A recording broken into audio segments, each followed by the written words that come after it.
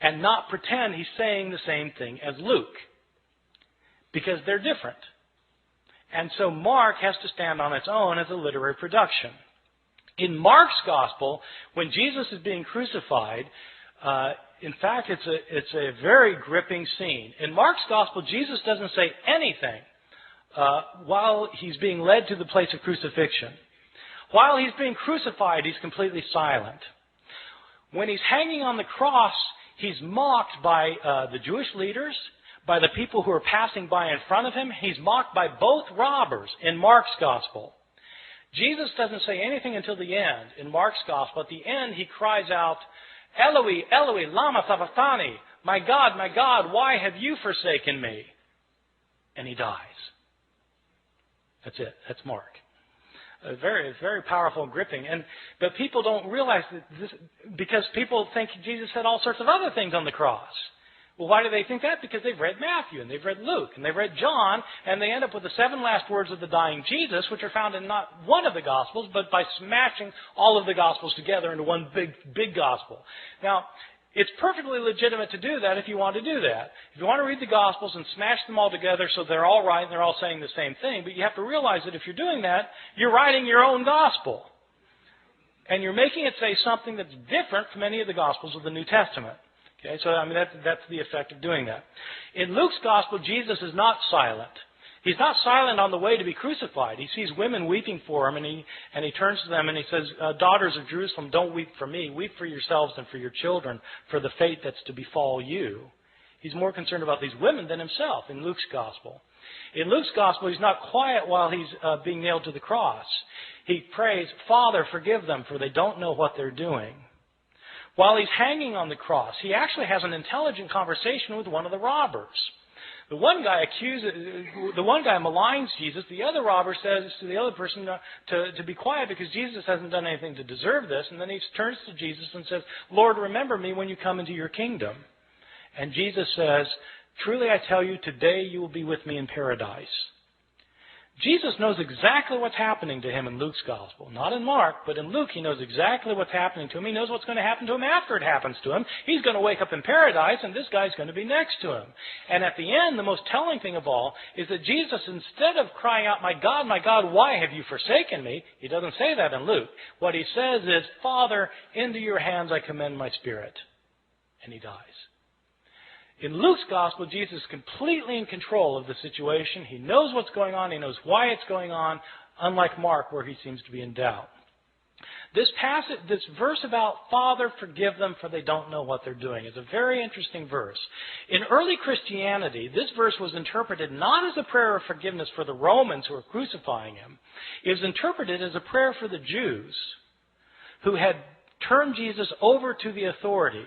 Jesus is asking for forgiveness for the Jewish people in the interpretation of the early Christian interpreters of the passage.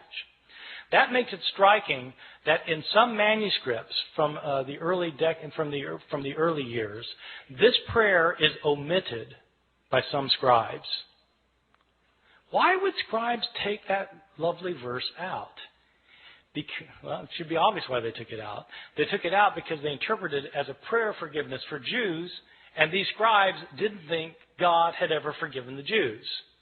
In the 2nd and 3rd centuries, Christians started saying that Jews are guilty for the killing of Christ, and that, in fact, the destruction of the city of Jerusalem in the year 70 by the Roman armies was a punishment by God given to the Jewish people for rejecting their own Messiah. In the 2nd and 3rd centuries, we have Christians who are saying that Jesus was God, so that when Jews, they would say, when Jews are responsible for the death of Jesus, we have some authors saying Jews are guilty of deicide. Jews have killed God, and God held them responsible. What's a scribe who thinks that going to do with his prayer of forgiveness? He's going to take it out.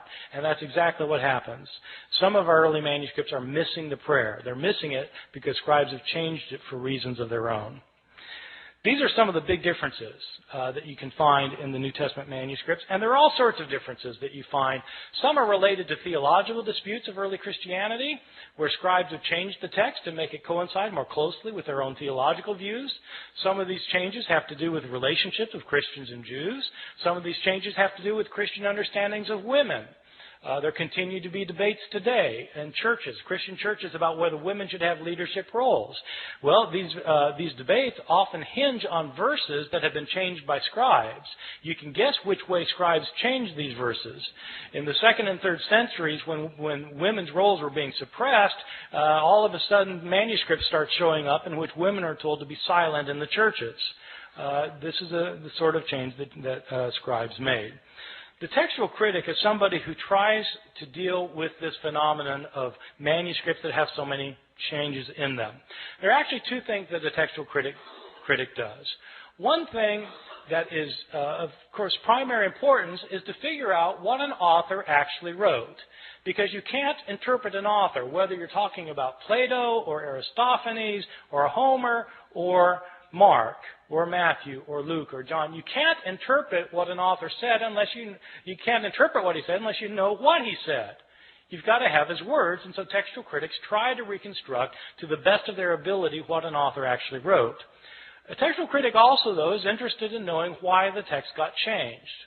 Why did scribes change the text? I mean, it's interesting to see that sometimes they fell asleep, but beyond that, what kind of theological motivations were there for changing the text? What kind of ideological influence were affecting these scribes? When we know more of that kind of information, we're better able to understand both the scribes and their own historical context as people living in the early centuries, especially the early centuries, a time period about which we have very little information about Christianity otherwise. Thank you very much.